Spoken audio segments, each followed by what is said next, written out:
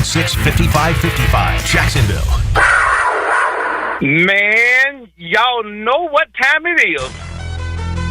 T-Law got the eyes of Lee Van Cleef when he go in that field. Checks it down underneath. That's a crossing route to Christian Kirk. 30, 25, 20, 15, 10. Christian Kirk to the goal line. Touchdown, Jacksonville.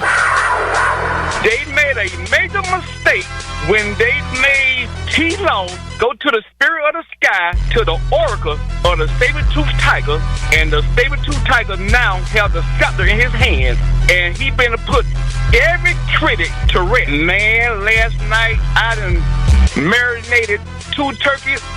I got my cherry wood getting ready for my smoker. Just got off from work, off Pritchard Road. I'm going to bake me 2 Cornish hens. My special recipe, I call it the Mediterranean Cornish hen. I'm going to top it off with my homemade Long Island iced tea. And I'm only going to top it off with 1 red top of Coca-Cola. The Maxwell House coffee will live on forever. Duval!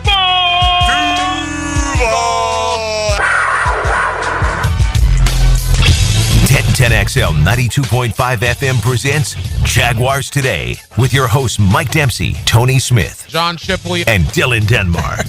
Catches you off guard every time when Hacker drops in there with one of our guests coming in, and that'll be John Shipley today.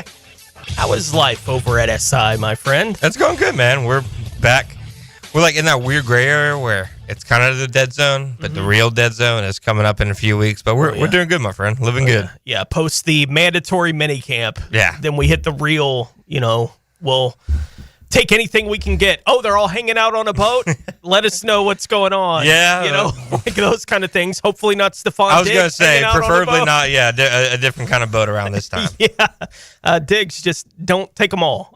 It's Stephon Diggs. You remember what Adam Schefter said? Like, they were interested in him. Can you imagine how poorly that would have flown? Woof. It would have been the first negative anything, really, attached to anything that's happened around here. It's not that everyone was all pumped that Christian Kirk and Evan Ingram had to be let go. Like, that's the decision that they made, was to move on from those guys. But it wasn't a big negative thing. It was more like, I wonder why they kind of want to go this direction with it. Yeah. Like trying to figure it out, but it wasn't, what are they doing kind of thing. That would have been, the first, No, I mean, that's a good point. I honestly hadn't thought about that. They haven't made a move, like even moves that I'm like, oh, well, we'll see how they play out. None have left me like scratching my head. Like even, I guess at the time, like the De'Ami Brown signing, like I don't think the price is, it's 1 year, but even at the time you're like, oh, well, you're projecting a lot for him to be the number 2 receiver, but fast forward a month and a half and they take Travis Hunter and now De'Ami Brown as a number 3 receiver sounds pretty dang good. Right. And you're in that new group bubble. Yeah. Where their excitement is enough, at least in the short term, for you to be like, all right, let's see. 100%. And their excitement with De'Ami Brown was real. Like, we were all going, what? Why? Yeah. That's kind of the reaction we all had. But then you watch them reacting to having gotten De'Ami Brown, and it's like, well, they're excited. No, 100%. Why shouldn't I'm not allowed to be excited if my guys are excited? Like, they haven't given me a reason to not be excited with them yet. Yeah. Give it time, and we'll get to those kind of places with virtually every group of coaches. I'm sure not everyone in Pittsburgh is real thrilled with everything Mike Tomlin does. Like we hear those kind of conversations every year. He's got to go. 100%. He's got to go. We're done. He's got to go. And he keeps coming back and winning 9 or 10 games. I mean, this is really like, looking at the whole picture, like since they landed Liam, I'd say one of the most positive off seasons they've had. Like at least in the time I've covered them, I think 6 to 7 years now, most positive off seasons they have. Every other off season's kind of been like hard to top. Yeah, coming off 22, right? Going into 23, That's a good point. This was a group that was being talked about as a Super Bowl contender. That's a good point. It's can they beat the Chiefs and get over that hump? Yeah, was what that whole offseason was about. That feels like a million years ago, doesn't it? That the last year and a half has felt like a decade. Yeah, it really has. And it's one of these things, we've talked about it a little bit this week at times, because it seems to come up when you start talking about this franchise and these kinds of things. And it does feel like it's hard to believe We're still in the same offseason where Trent Baalke was hanging over the shoulder of Shad Khan during a press conference. Yeah, Trent Baalke was the general manager when they started the search for Liam Cohen. Right. Like it's just hard to believe we're still in the same off season. It is. It's like that's how much has changed since that moment, which isn't that long ago. No. Right? Like that brought in a moment where they did fire Baalke, and then they did bring in Cohen, and then they did hire Gladstone. And we were having conversations about, are they going to hire a GM in time to go to the combine? And just barely. Right? Like we were having those kinds of discussions here in Jacksonville, and now that feels so far in the rearview mirror. It doesn't make anything they've done right or good. Yeah. But I think we all feel good about it because we haven't had a reason to feel bad about it yet. No, 100%. And that's what kind of happens when you bring new regimes in. And that's, Jaguars hadn't felt that in a while because they had gone for so many, I'd say really half measures. Like, Trent Baalke was a holdover from the 2020 team. And then Trent Baalke was a holdover from the Urban Meyer era. And then, et cetera, et cetera. They fired Tom Coughlin. Well, they're keeping Doug Marrone and Dave Caldwell. Nothing really changes. It's the first time they've really had wholesale changes, under Shad Khan, honestly, since he hired Gus Bradley and Dave Caldwell. Yeah. This is the first time I can really think that he's, gone with a clean slate. And I think that moving forward, obviously, once the real games start, once the bullets start flying, some of their moves, they'll age how they age. At this point in time when it's OTAs, everybody has confidence, in every move so far because the perspective is everybody's good until they show, that they aren't in Jacksonville. We don't know, but we're going to hope they're good. Yeah. Until we see that they're not, and then we'll go, hey, this has got to change. 100%. But I think, just looking at their process, there's not many moves where I'm like, okay, I don't really understand the process yet. Now, there are some that I have questions about, for example, not to, just to show that I don't think every move has been a, pristine move and, they're about to win Executive of the Year. Like the Robert Hainsey contract, I think Robert Hainsey has, a lot of talent as a player, and I think he can be, clearly the starter they envision him as. But what was it, 3 years, $21 million for a guy who was a backup last year? I'm not really sure who they were negotiating against, to make it $7 million a year when some other veteran centers were getting like 2, 3, etc. But even in that sense, where, one of the few moves where I'm wondering about the process, they still got a guy who I think can be a plus player. So I think the way they've operated so far and just kind of the new identity they've taken, that's the biggest thing. You can tell that they're just operating on a different frequency now. That they actually have an identity and they actually have things that they're looking for, as opposed to in the past, not even just the past couple of years, but in the past 5, 6, 7, 8 years, it really seemed like they were just kind of throwing things against the wall and hoping they'd stick. Yeah, there was no identity. Now I think you can actually point to one. Yeah, and it does feel like even with the Hainsey thing, which we talked about it when it happened. Yeah. It's like, I get it. You're looking at it saying, who are they negotiating against, to pay this kind of contract for this level of player? But it makes sense from the perspective of, well, you're bringing in a new coach who's trying to install his offense, and why wouldn't you prioritize a guy who's been in that offense with him? 100%. Right? Like, he knows what he's going to have kind of that coach on the field. So if we have to pay a little bit of a premium just to not have to worry about, negotiating 100%. This all that much, it's like, that makes sense, at least as far as process. You can rationalize it. Yeah. Whether or not, again, it turns out to be the right move, like so many things on their offensive line, I think we're all in that kind of spot. I don't think they're going to be any worse. 100%. Than they were the last couple of years, but I don't know how much better in the end they actually are going to be, but they're trying. When you add 6 guys, you have to think at least, between the 4 free agents, 2 rookies, maybe at least 2 of those guys are going to start, maybe 3, maybe even beyond that, seeing what they do at offensive tackle. But when you add 6 new guys, to a room, like the way they've done, it kind of feels like, just doing the math and playing the odds. Out of these 6 guys, some of them are bound, to hit at least in some way, shape, or form, as opposed to... You're going to find some good pros. 100%, as opposed to last year, their answer to the offensive line was just sign Mitch Morrison. That was pretty much it. And the year before, it was trade for Ezra Cleveland. Now they're, kind of overhauling it to where the odds are actually in their favor. That out of those 6 guys, it feels like at least 1 or 2 of those guys is going to hit in some sense. Well, it's the thing that happens when a new group of people leading it come in. They're not loyal to anything. Yeah.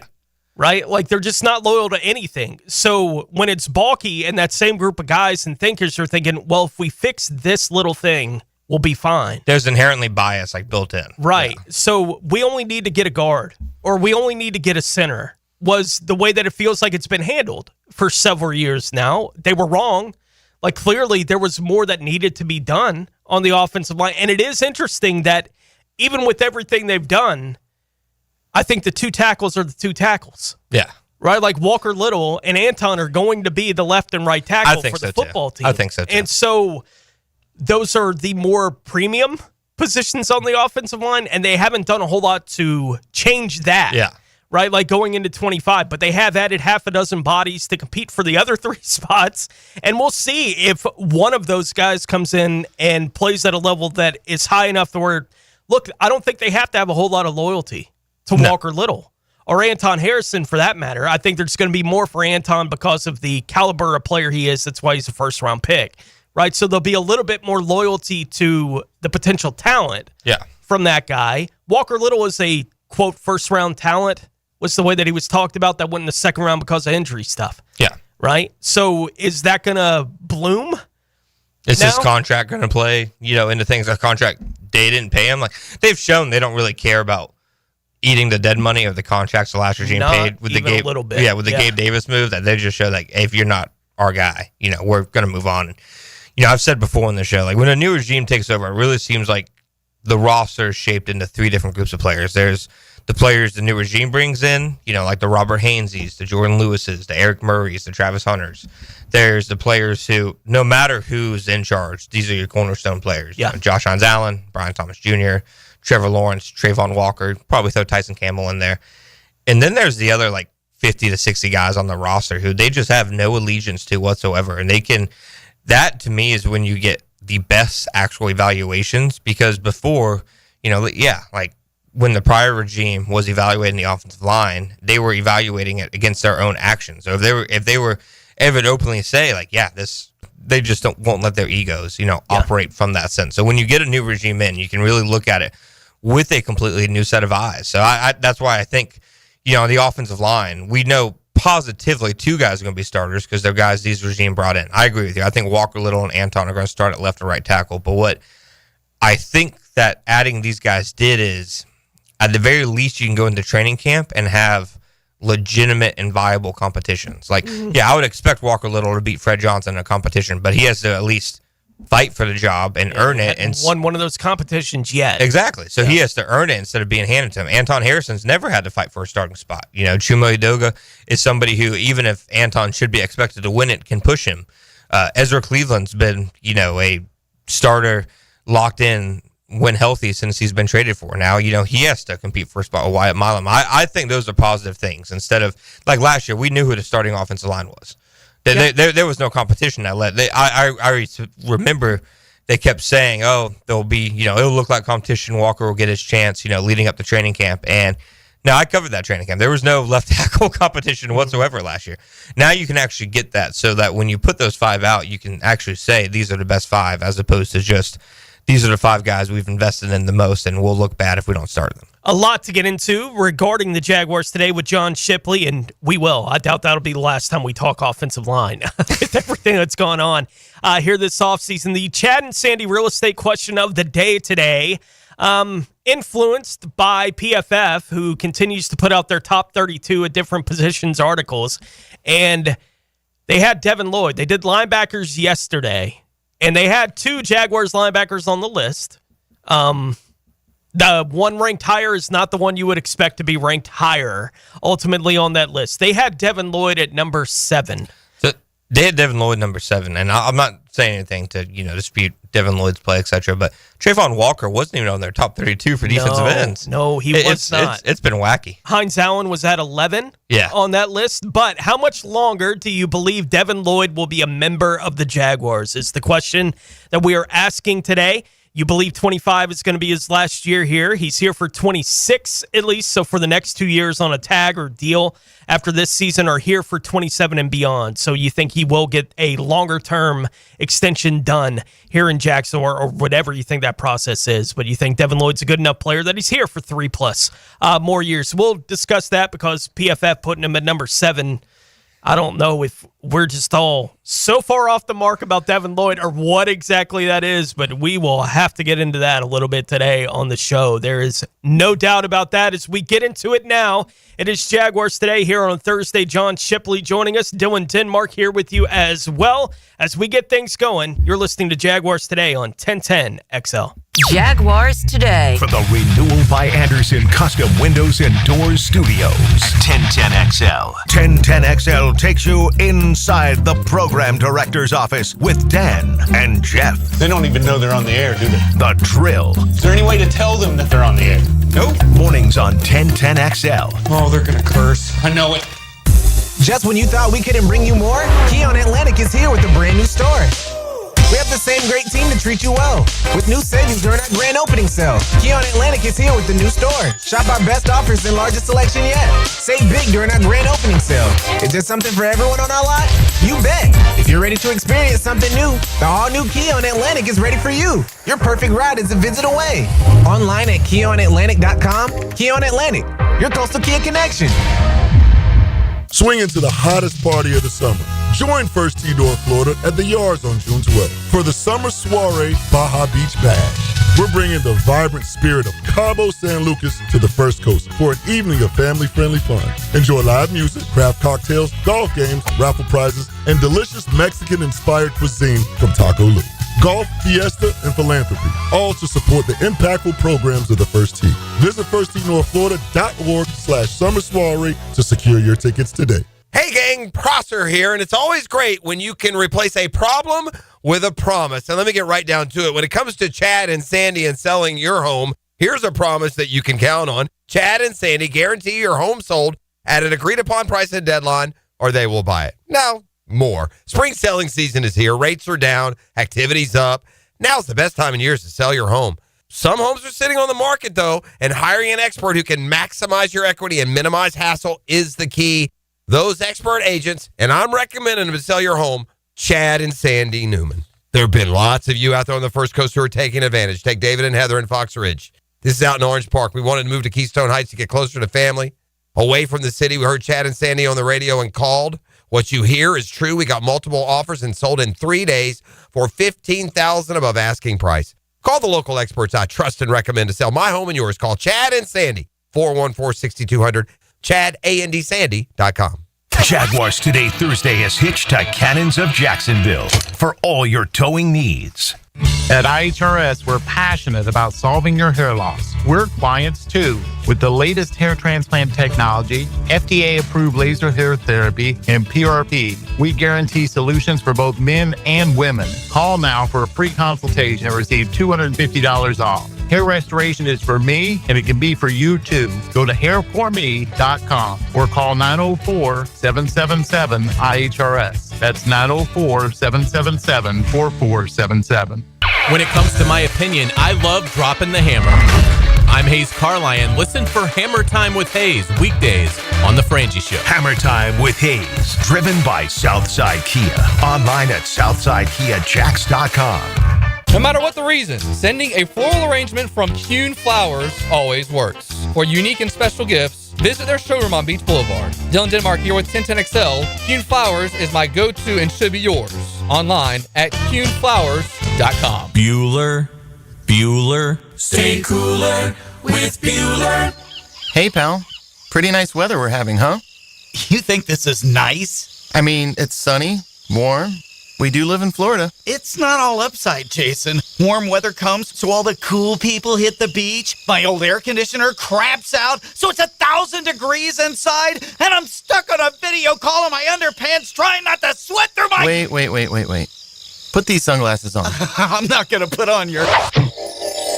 Whoa. The air conditioning experts at Bueller Air and Plumbing can keep your home office cool and comfortable all summer long. You look good in your meeting, impress the big guy with your cool confidence, maybe finally make assistant deputy regional manager. Wow, air conditioning can do that? Life moves pretty fast. If you spend all summer worried the weather is going to be too nice, you could miss it. Stay cooler with Bueller. Visit BuellerAir.com. With 50 years of fabrication expertise in towing products, the family at Cannons of Jacksonville can repair or install precisely what you need to tow with confidence. Visit cannonsofjacks.com, where quality and customer satisfaction collide. Ackerman Cancer Center is celebrating a major milestone this month, treating their 3,000th patient with cutting-edge proton therapy. For excellence in cancer screening, diagnosis, and treatment, trust Ackerman Cancer Center. Learn more at ackermancancercenter.com. Instant Keys. You don't have to go to the dealer. Instant Keys comes to you. For lost or broken keys or nearly any make and model of vehicle, call 722-1111 for Instant Keys locksmith service. It's Mike Dempsey, and now's the time to get your roof hurricane ready with Apex Roofing and Contracting of Jacks Beach. Look, our rainy season is no joke, and if your roof's got damage, leaks, or it's just plain worn out, don't wait.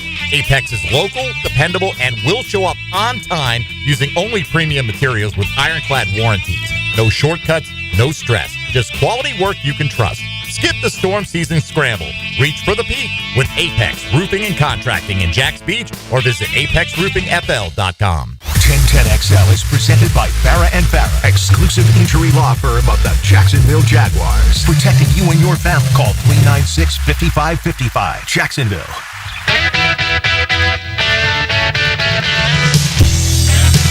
Jaguars Today on 1010XL. Tony Smith, John Shipley, Dylan Denmark here with you. Mike Dempsey on assignment until Monday. Enjoy the vacay, buddy. He'll be back with us next week, and then Dempsey and I will be doing the tag team thing. It is that point in the season, man. It's we'll be together next week, and then I'm off the week after that, and then we'll see what's going on. I know we both have some time off the first couple weeks of July as well before we basically get into training camp, but it'll be upon us before you know it, right? Like it's the NFL has an off season, but it's a lie. Yeah, the NFL is a machine. The NFL off season is actually just those 3-4 weeks between mandatory minicamp, which is really just extended OTAs that guys can be fined for not showing up to. Yeah. And then the start of training camp. So it's like the end of June through like the first couple weeks of July. That is the NFL offseason. Otherwise, there's something going on all throughout, even when stuff's not going on. Like the draft process, there is something all the time. Well, and these guys, it's not like they're ever really off in today's NFL. I've read about the early days in the NFL. Yeah. And, the kind of men that were participating in the league at that time where they're having to leave their other job to come back to the NFL. Like there was a time during the early parts where Lombardi was having to run guys down. It's like, you need to be here. Yeah. There was a time when they thought lifting weights made you slow. Right? Like the NFL is old enough that they had that kind of mentality. 100%. That if you were the guy that was hitting the weight room, they were like, why would you slow yourself down? 100%. Now you see some of these things. You see Derrick Henry box jumps, all these things. Right. It's a different sport, different league. It feels like it's getting more and more different, changing more and more every year too. No doubt. You've had the opportunity now to go out and see a couple of the OTA practices, whatever they've made open to the media here. What are your initial impressions of the Liam Cohen era on the field? Yeah, no, I think definitely get a sense, in my opinion, of a different, you've heard the word energy so much to the point where, that horse has been beaten to death at this point, but it's because it's true. You can feel, in my opinion, the shift in energy just being there at the practice. The last OTA they had, the team reps and the 7-on-7 reps, offense against defense, they were as spirited and as competitive as I've seen from a OTA practice for the Jaguars since I started covering them in 2019. And that went from the players on the sideline, the players on the field, the coaches on the sideline. It felt like they were treating it like a game rep. So you can feel that energy, in my opinion, at practice. And it's something that, and I don't know how you quantify it. It's just one of those things, one of those feelings that it has felt like the last year and a half for the Jaguars, ever since they lost that Monday night game to Cincinnati after they started 8-3, that just feels like the soul, the energy of the building had been zapped. Like they were, you know the saying, if you're useless, you're useless. And they felt every day in that building last year, covering it felt more or less useless, even before things started going as bad as they did. So I don't think there's necessarily any one thing you can point to. Like, I don't think Doug Peterson was just like not caring about, a lack of fire, lack of energy. I think he wanted it to happen. I think that he wanted, to see things turn around, see the culture turn around in Jacksonville. He just maybe wasn't the guy to cultivate it, to spark it, whatever. And I think just the way that Liam Cohen, his staff go about things, it just naturally leads to an already young roster surrounded by, young coaches who are passionate, etc. They're going to be excited to practice, excited to go to work. And that was something, that kind of energy and excitement isn't something I felt in the stadium for the last year and a half when I would go down. And I have felt that at OTAs this year. What players, in your opinion, do you feel like are under the most pressure to make a good first impression on the new coaching staff here at OTAs? I mean, we talked about them already to an extent in the offensive tackles and Walker Little and Anton Harrison. OTAs is always a little tougher for like offensive linemen. Like, yeah. I remember somebody asked me the other day for like an update on Wyatt Milam, and I'm like, well, his helmet fits. Right. Like without us knowing exactly what they're being taught scheme wise and what they're looking for in drills, it's just hard for us to like they know how they're progressing because they know exactly what they're looking for. But with offensive linemen, it's just tough until the pads come on. But I think just in terms of meeting the coach's expectations and benchmarks, Anton and Walker both, definitely have to make a positive first impression because, like we said, they signed 2 free agents who have started games at tackle before who, they have no allegiance to these guys. They will probably let the best man win, so they have to ensure that they're the best men. Otherwise, I think, definitely guys like Jarian Jones, Buster Brown, trying to figure out who that number 2 cornerback is because I just think with the way that they're going to use Travis Hunter, I think he's definitely going to play a good amount of cornerback. I just don't know if he will play enough or consistently on defense to be really called their number 2 corner per se. Mm-hmm. So guys like Buster Brown, Jarian Jones, hey, how can they make an impression? Because I really do think that there can be a starting role across from Tyson Campbell and alongside him and Jordan Lewis, to be fought for. And then the last ones I'd say is probably the veteran safeties, Darnell Savage, Daniel Thomas, Andrew Wingard. It's a crowded room right now because they added Eric Murray. They added, Caleb Ransaw. They added Ray Lane in the 6th round. They added a good amount of guys to that room. So just how can they, show to this coaching staff that whether it's on defense, whether it's on special teams, that they deserve a spot on the 53 because, like I said, there's a group of like 5 to 6 guys who I think are guaranteed to be on it, plus the guys they drafted and the guys they signed, and then otherwise, I think people are fighting for spots. I know I asked Tom McManus this question yesterday. He went out to OTAs on Tuesday, and I asked him about his initial impressions of Travis Hunter, having seen him for the first time, here the last couple of weeks. Also asked him, how similar are your initial impressions of Hunter to whatever your first impressions were of Brian Thomas Jr. last year at this time? I would say, for me, Brian Thomas Jr. didn't really start making those highlight plays and standing out in practice until probably about the week Tampa Bay came in. I'd say, no, I'll take it back. Probably the practice before Tampa Bay came in. I can remember the first play he made that I was like, wow. It was a catch over Ronald Darby in red zone drills. And then after that, he just started stacking day on day on day. Initially, he looked like a guy who, he was a rookie who, like all rookies, was kind of swimming.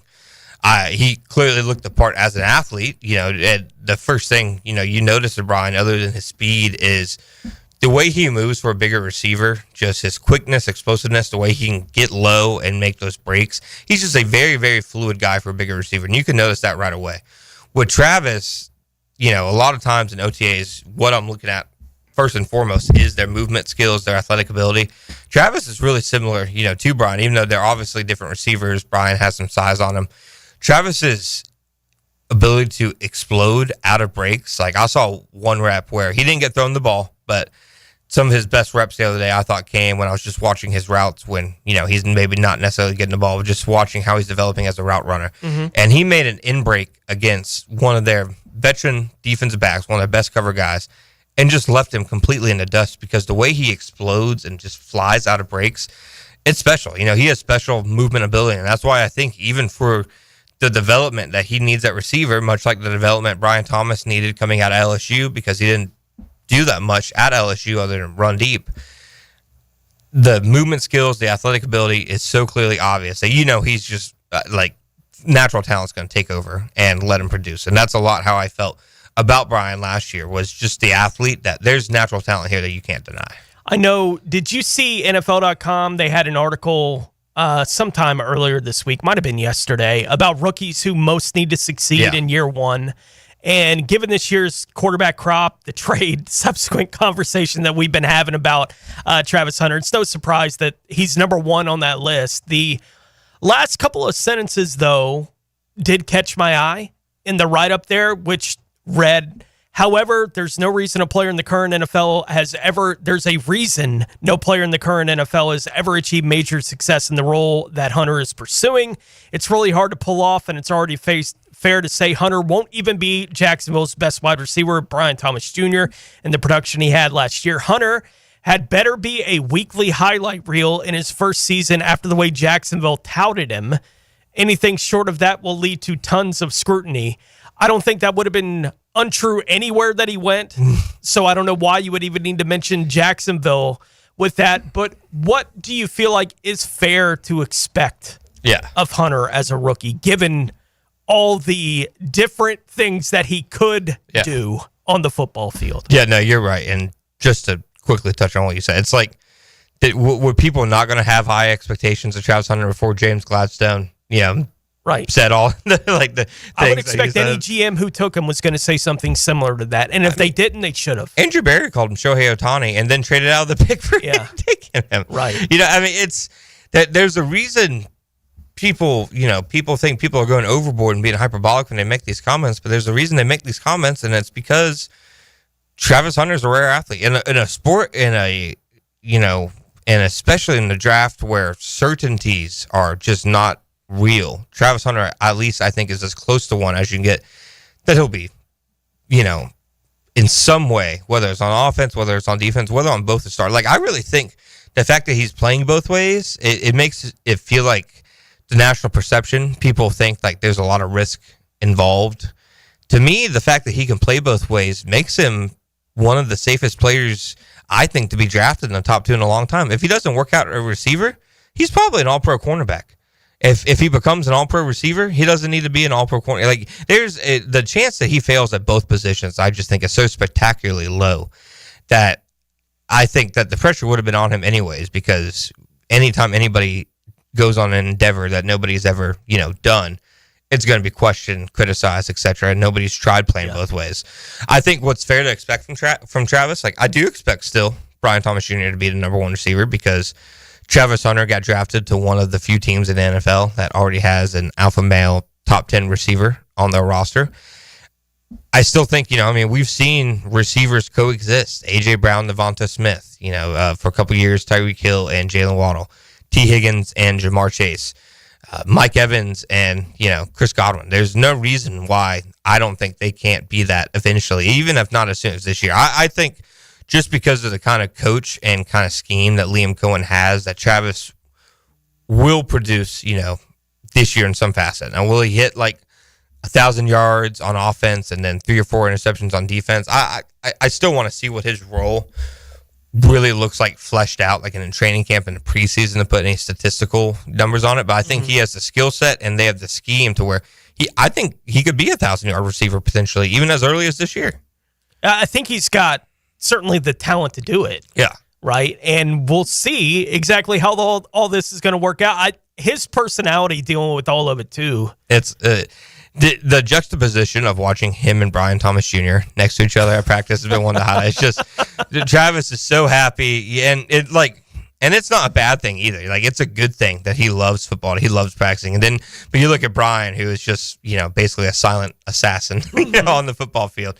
Now, I think they're going to be really good for each other. I think Travis, what his numbers are going to look like his rookie year, I'm not sure, but I do think he's a 1,000-yard receiver moving forward in the future. And they have two of those guys right now. And yeah, there's pressure on Travis Hunter and there's pressure on the Jaguars because of what they gave up for him. But what number 2 pick doesn't have pressure on them?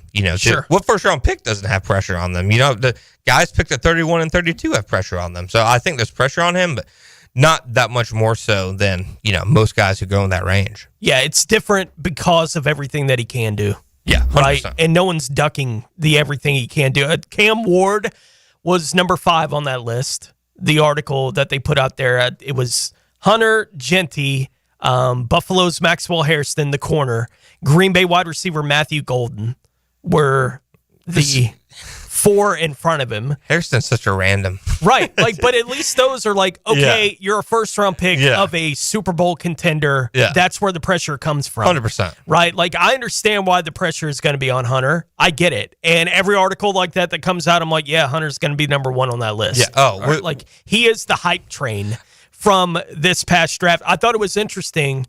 In the article, they put Shamar Stewart as the last player they listed on that list at number 11. We'll see when the contract language dispute with the offset stuff gets worked out. But it is interesting that the offset language is in dispute with a player that everyone was like, I don't know if I'd touch him. Yeah. I don't know exactly what Cincinnati's doing. If you're willing to draft a guy, get the contract done. They're a bizarre franchise. I will say, so I was on NFL Daily with Greg Rosenthal yesterday. I think it comes out today. And he openly said, he thinks Travis Hunter is the most interesting story in the NFL right now. When's the last time you could say that about a Jaguar? Has there been a time? To me, he's already has the most star player of any player I've ever covered. And I've watched him. He's only practiced 3 times in front of my eyes. And I honestly mean that. And that's no disrespect. I've covered a lot of great players, but just his brand and the attention that he brings, it's definitely different. Most interesting story in franchise history. I can't think of one that would be anywhere near that. Yeah. Near the Hunter thing. I think it was a big story when they won the opportunity to draft Trevor Lawrence. Yeah. Hiring Urban was a big story.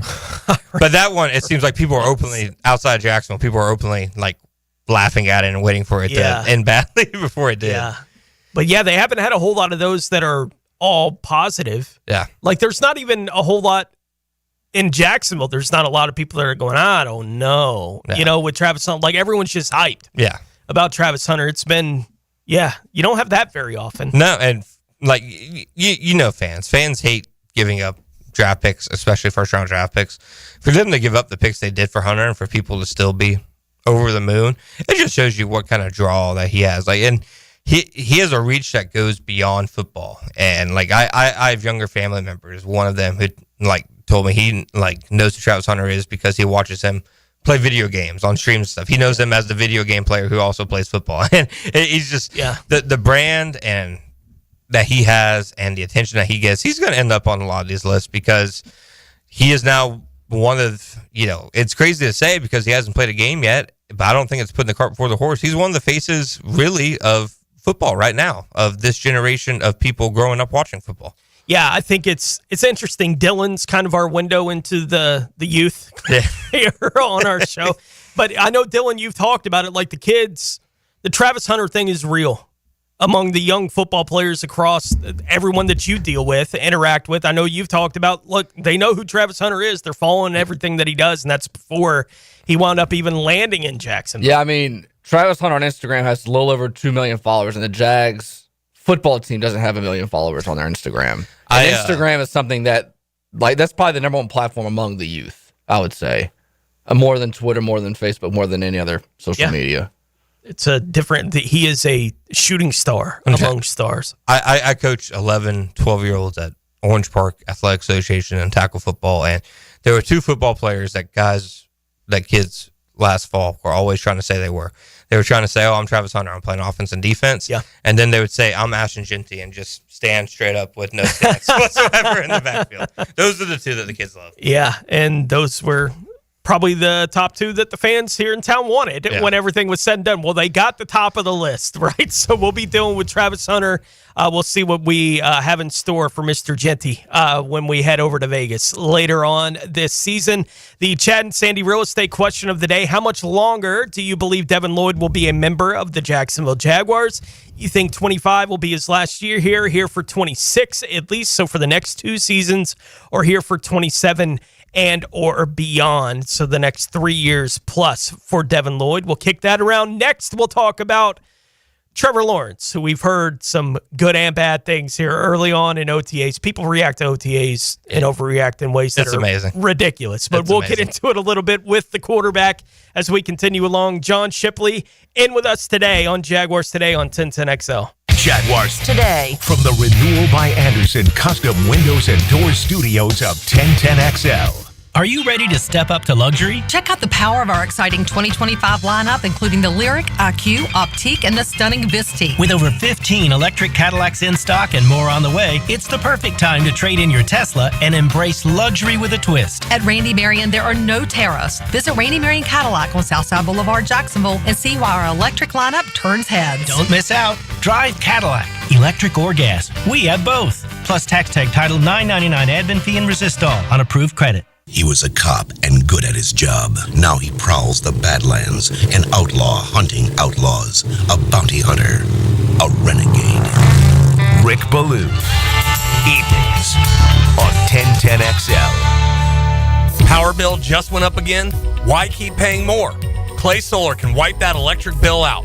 Right now, they'll cover your first 6 months' payments. Visit claysolar.com today to schedule your free consultation. claysolar.com. Jaguars Today Thursday is towed by Cannons of Jacksonville. Have you or someone you care about been arrested or had their driver's license taken away? I'm Susan Cohen, and I work with David Robbins at the law firm of Epstein & Robbins. We are experienced fighters for those charged with DUI and all criminal offenses. I've been named the best DUI attorney in the state, and David has been named the best criminal defense lawyer in Jacksonville. In your battle with the justice system, there is only one thing you need to know. Dial David 24/7 at Epstein & Robbins, 354-5645. You've got a lot on your plate. The last thing you need is car trouble. At Maxie's Mechanics, we help you keep your cars, trucks, and SUVs running safely. Visit MaxieAutoRepair.com today for honest service, reliable repairs, and peace of mind for you and your family. The future starts now. Let's go! Follow 1010XL's coverage of organized team activities, cooked up by Hurricane Grill and Wings and Heroes Lawn Care. Keep the off-season rolling with AA Automotive and 1010XL. I'm here with Clayton Bromberg of Underwoods. In today's world of retail, how has a store like Underwood stayed viable against the big national stores? Frank, that's a question with a direct answer. At Underwoods, we've never aspired to be the biggest. What we've always tried to do is be the best. When you take this approach, there's some things that come to mind immediately, like fine quality merchandise bought by buyers that are experts, high levels of service delivered by a staff that are helpful and know what they're doing. Then there's some things that people don't really think about at all, like the finer a gem, the more rare it is. And these gems are not mass producible because they were made by God millions of years ago. Because of that, there just aren't enough of these for the big multi-store retailers to buy and put into their merchandising schemes. So at Underwoods, we buy these finer, rarer gems and create jewelry pieces that the people in Jacksonville expect out of us. When you want the best, it's Underwoods. Underwood Jewelers in San Marco, in Avondale, and at the shops of Ponte Vedra. It's not too late for a deep spring cleaning on your home. Give my friends at Zero Res a call. Mayhem 3-room special starting at $149, plus the 4th room is free. Visit ZeroResJacksonville.com and tell them 1010XL sent you. Zero Res. Hi, I'm Mac with Baker Glass. If you've got fogged up windows, let me help. We'll replace them with clear, insulated units that brighten up your home. People say we're fast, friendly, and reliable. Just check out our Google reviews. Call me today. Baker Glass. No one treats you better. 2 classic albums. 1 night of hits. Styx presents The Grand Illusion. Kevin Cronin Band presents REO Speedwagon's High Infidelity. June 2nd, Daly's Place. Brotherhood of Rock Tour. plus Don Felder, formerly of the Eagles. Tickets on sale now at Ticketmaster.com. 2 classic albums in their entirety. Styx, The Grand Illusion, REO Speedwagons, High Infidelity. Don't miss the event of the summer. Lucas Tree Service is a certified arborist and a local family-owned business with over 45 years of experience. They specialize in tree removal, trimming, and stump grinding for both residential and commercial properties. Get prepared for storm season and receive top-notch customer service from Lucas Tree Service, 904-241-3533. Online at lucastreeservice.com. Frank Frangie here. I was talking to a buddy the other day. His HOA told him his old fence had to go. I said, man, call Coil Fencing. They've been around the block since 1927. Heck, they probably built half the fences in Jacksonville. They do it all. Tough chain link for security. Those fancy aluminum ones the HOA actually likes. Nearly a century of keeping yards safe and looking good. If you need a fence, call Coil. You can trust the folks at Coil. 904-356-4821 or visit CoilJacks.com. COYLE Jacks.com. Baseball is back. Jumbo Shrimp Baseball at the newly renovated Vistar Ballpark is your home for affordable family fun. Tickets start at just $5. Fireworks after every Friday home game and kids round the bases after Sunday games. Log on to jackshrimp.com for tickets and details. Jumbo Shrimp Baseball, affordable family fun.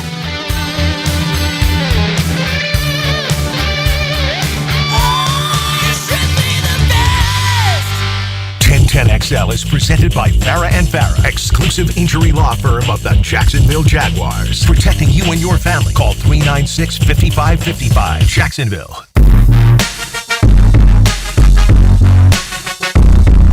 Now more Jaguars Today on 1010XL. Tony Smith, John Shipley, Dylan Denmark here with you.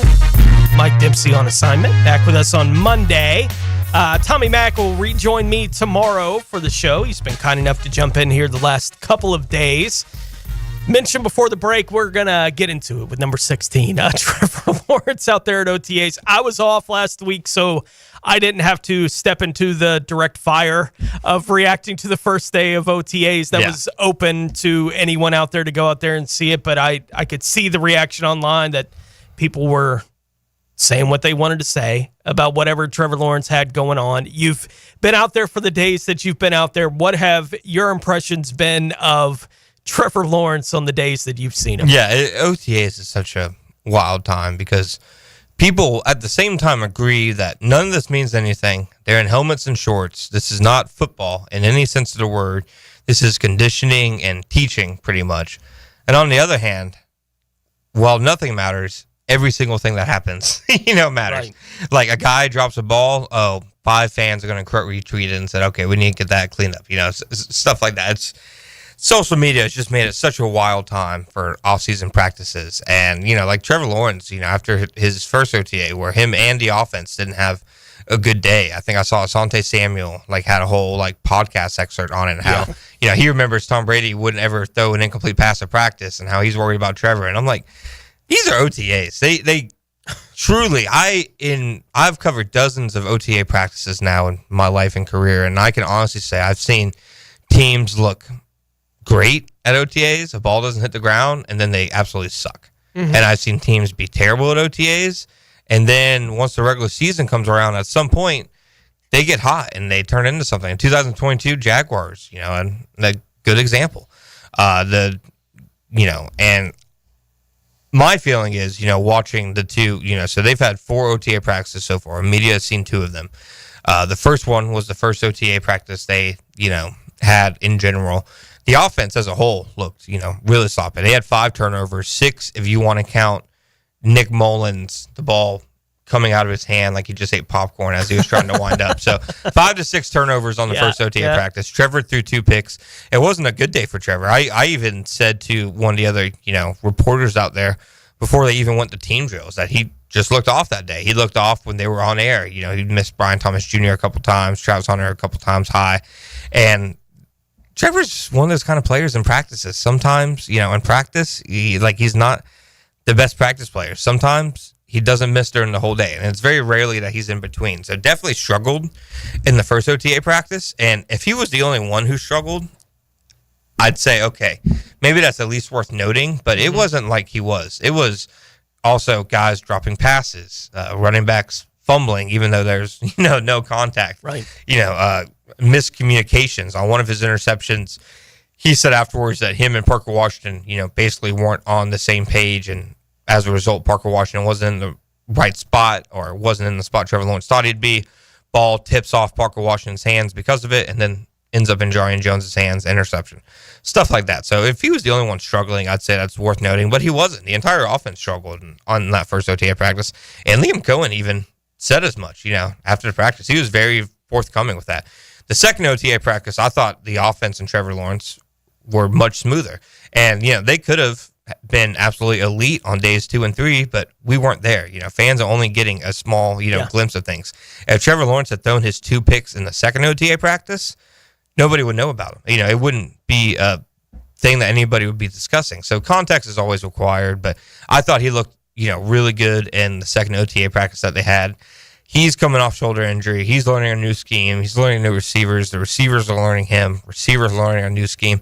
It's not something I would expect to look smooth in OTAs, especially with at least the things we've heard about Liam Cohen's offense so far. It's a pretty extensive, playbook and a pretty, heavy offense to learn. So I wouldn't expect things to look smooth. So he had one bad day and one good day, I thought, but I think context is required. And like I saw, for example, it's one of the reasons I don't tweet a lot of plays from practice anymore. Jamal St. Cyr tweeted about, his interception to Dewey Wingard in OTAs the other day, and I saw one fan be like, can you, I need the context and video of this. And I'm like, no, you don't. It's OTAs. You don't need the context of this. Right. It doesn't matter. There's a lot of that this time of year. It's everything they're doing is important, but that doesn't make it vital. Yeah. Right? They're building something here. So the building blocks are being set. The foundation is being set. What, in general, would you say are your expectations for Trevor Lawrence going into the 25 season? I expect him to have one of the better years numbers-wise that he's had, at least in terms of the volume stats, passing yards, touchdowns, and stuff, because I think for the first time in his career, he's in a scheme that can kind of give him that easy production to an extent. Last year, Tampa Bay had the best screen game in the NFL. I think almost 1,000 of Baker Mayfield's yards came off of screens. Mm-hmm. And that was because Liam Cohen schemed it terrifically. They had the right players for it in Bucky Irving and Chris Godwin, etc. And now Trevor has that. He has the coach who can give him those easy buttons. He has the players in Brian Thomas Jr. and Travis Hunter who can create, with the ball in their hands on their own to kind of boost, sometimes, Trevor Lawrence's production stats. So I think from that perspective, I expect him to have a productive year just because I think it's hard in this offense to not have a productive year if things are at least clicking, the way they're supposed to for the quarterback. I think more easy buttons will be there for Trevor for him to have easy production. Whereas, in the Doug Peterson offense, Trevor had to earn really every yard that was out there. They tried to be a screen team. I remember I did an article looking at the difference between Doug Peterson's screen production and Liam Cohen's, and they were frequently top 10 in attempts, but in terms of yards gained, the EPA, they were bottom 5, bottom 10 in the NFL on screens. They just, it was they wanted to give Trevor easy buttons, it just didn't work. Whereas Liam Cohen, I am confident that he can, do that. And then obviously if they can fix the running game, which Cohen helped do in Tampa Bay last year, that would be different as well. So I expect a 4,000 yard, 27, 28 touchdown season from Trevor, just because now I think he'll be in an offense that's designed for him to kind of put up those numbers. And there'll even be times it kind of felt like every time the Jaguars got within the 5-yard line the last 2 years, they weren't going to throw the ball. I don't know if it was because they were just afraid of interceptions or whatever, but It seems like there were a lot of times it felt like they could kind of boost Trevor's numbers and they kind of just went with the 1 or 2 yard touchdown instead. If you watch Tampa Bay last year, Baker Mayfield threw a lot of touchdowns within 5 yards, of the end zone. So I think that change of philosophy could be an impact as well. We talk a lot about, especially going into draft season, floors and ceilings for players. Has your opinion of the ceiling of Trevor Lawrence changed since he got drafted up until today. No, I specifically remember doing, a video, with SI, when the Jags, drafted him and giving my pro comparison. My pro comparison at the time was a, much more athletic Matthew Stafford. And I still think, and I'm saying that thinking Matthew Stafford should probably be a Hall of Famer. Mm-hmm. Matthew Stafford, it seems like, has only really gotten the respect since he got to the Rams and won a Super Bowl, but he's been a great quarterback throughout his entire career. Yeah. That's what I've kind of always seen Trevor as. And my opinion on his ceiling hasn't really changed at all. My opinion probably on his floor changed. I probably did not anticipate him being kind of as raw as he was coming out of Clemson because, I was just looking at the physical traits, stuff like that. But, sure. Clemson, not taking any snaps under center, not having any real true, progression reads, that kind of stuff. It was an offense that taught him nothing about playing NFL quarterback. So I probably didn't anticipate that. But no, my opinion on his ceiling, I still think he can be a top, 5 to 10 quarterback in the NFL. He just, one, I think the most important thing has to stay healthy. And then two, they have to have team, really success. And those are intertwined together. A lot of the times the Jaguars have lost the last year and a half are because Trevor Lawrence hasn't been healthy, whether he's missing the game altogether or he's clearly not 100% like he was in most of those starts to end 2023. So I think as long as he can stay healthy and they can win some games, you'll see him get closer to that ceiling, which I think he still has. We'll take a look around the rest of the National Football League when we return here. Also want to dig into the question of the day today, the Chad and Sandy real estate question of the day. How much longer do you believe Devin Lloyd will be a member of the Jaguars? PFF had me thinking, and I'm not surprised by the results we're getting in the poll, but we'll dig into that a little bit as we continue along. Tony Smith, John Shipley, Dylan Denmark here with you. It's Jaguars Today on 1010 XL. Jaguars Today. You're at the home of the Jaguars in the Renewal by Anderson Custom Windows and Doors Studios. Superior products, exceptional service. 1010 XL. Home of the Florida Gators. Hey everybody, Mike Dempsey here for Apex Roofing and Contracting of Jacksonville Beach. Look, if you wait until your roof has an issue, you're going to have a much bigger problem than you anticipated. Rainy season's no joke. Now's the time to get your roof looked at. If you've got leaks, damage, if it's just plain worn out, Apex will take care of you. They're local. They're dependable. They have ironclad warranties. They're going to show up on time. How many roofers can do all of those things? Apex will take care of you. Reach for the peak. Apex Roofing and Contracting right here in Jacksonville Beach, or visit apexroofingfl.com. Hey guys, Taylor Dahl here from Helmets and Heels, inviting you to join us live at the brand new Kia on Atlantic this Friday. From noon to 2, we're talking sports, cars, and a boatload of prizes. The first person to arrive in their own Kia during the live show wins a free set of tires. You could score club seats to a Jaguars game with a parking pass or a pair of tickets to see Live and Collective Soul at Daly's Place. Plus, giving away 2 free oil changes and 2 alignments. So join Helmets and Heels this Friday, noon to 2 at the new Kia on Atlantic.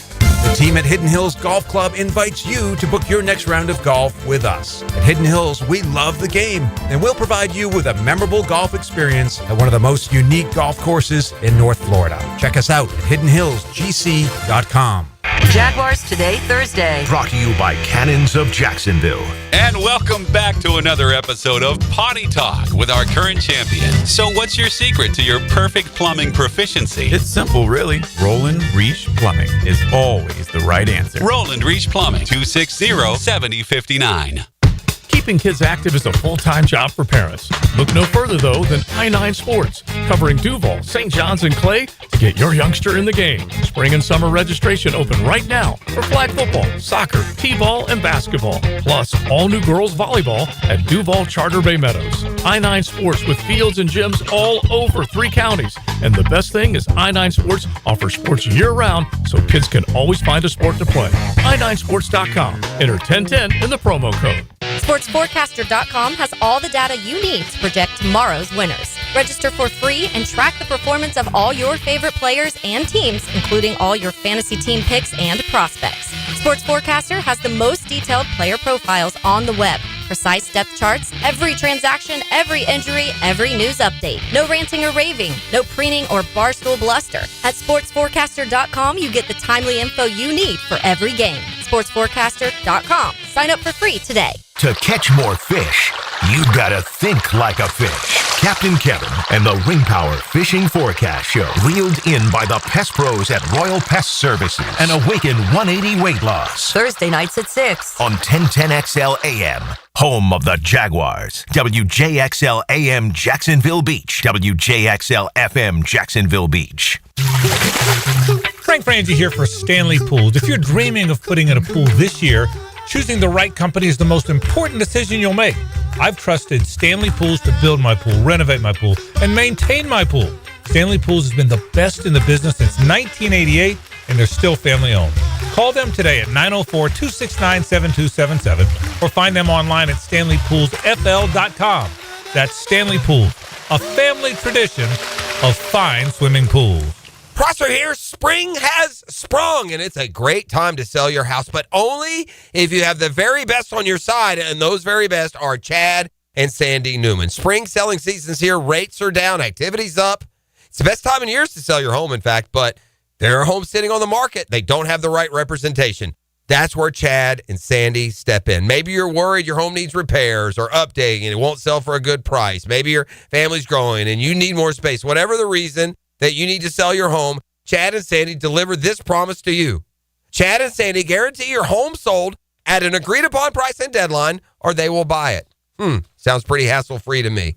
Take it from Mike and Rosemary in St. Augustine. We were determined to buy an affordable home in a specific school zone, but we didn't qualify for the loan needed to get one. Chad and Sandy's team worked with the lender, negotiated a higher qualification price, lower interest. It was huge, $200 less per month.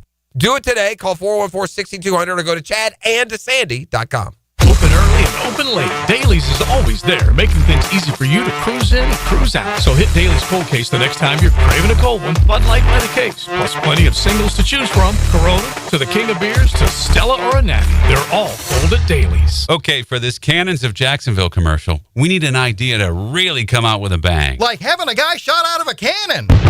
Nah, too messy. In fact, Cannons is known for all your towing needs. So like my car won't start. No. Towing products. Cannons does custom welding fabrication and installation of trailer hitches, goosenecks, tow bars, truck racks. So you might say Cannons is my best shot at finding that inventory in stock? Boom. You said it. Visit cannonsofjacks.com.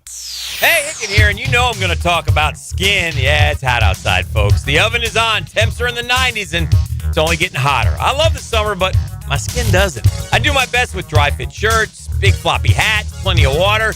My secret weapon, though, the sunscreen. I use it regularly. Maybe you should as well. Look, I've also been seeing docs at Peaches Dermatology for years, and my skin thanks me for it. I'm telling you, it could save your life.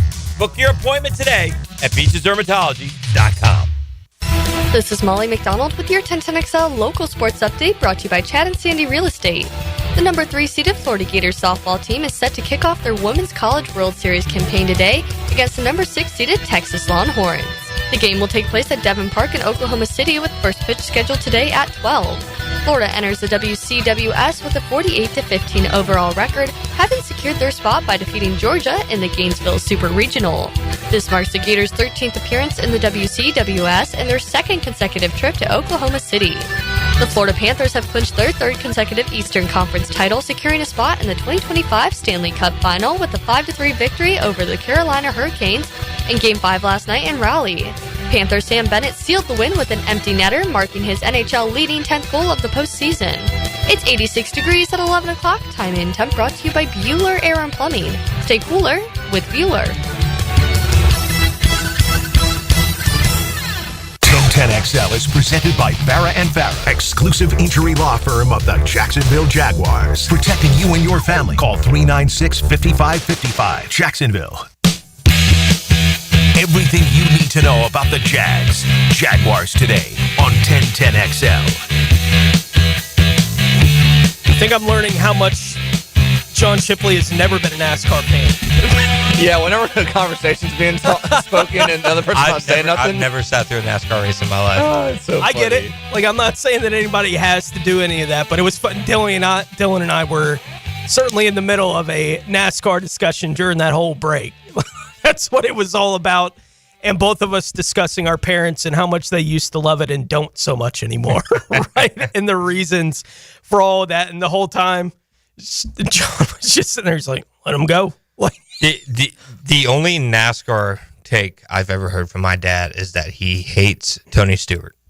I don't even, he doesn't even watch NASCAR. I don't know what his reasoning was, but I remember growing up, he specifically hated Tony Stewart. NASCAR is the sport of love-hate. Yeah. There's nothing else like it. At least that's the way it used to be when I was kind of into it. There was nobody on the track my mom loved more than Tony Stewart. There was nobody she loved more than Tony Stewart, and she got real frustrated with Little E. She did not like Little E during that whole run of whatever. It's fun, though. The sport kind of begs you to do it. Find the guy you love, and you better find the one you hate. It gives you something to do on virtually every lap. Before we get back into the Jaguars here a little bit, let's take a look around the rest of the National Football League. Now, gems around the NFL, brought to you by Beach's Jewelry and Pawn in Jax Beach.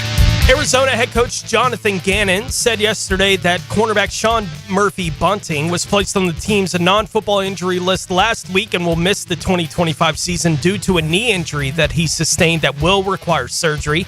Green Bay head coach Matt LaFleur said that wide receiver Christian Watson is ahead of schedule in his ACL recovery.